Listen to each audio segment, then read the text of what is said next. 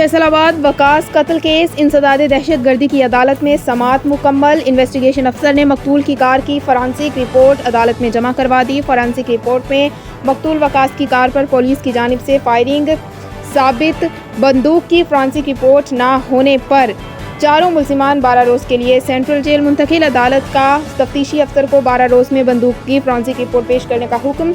मुल्जिमान को 12 अप्रैल को दोबारा इंसदाद दहशतगर्दी अदालत में पेश किया जाएगा। मुल्जिमान में हाईवे पुलिस का ASI शाहिद मंसूर, कांस्टेबल उस्मान मोहसिन और गुलाम दस्तगीर शामिल हैं।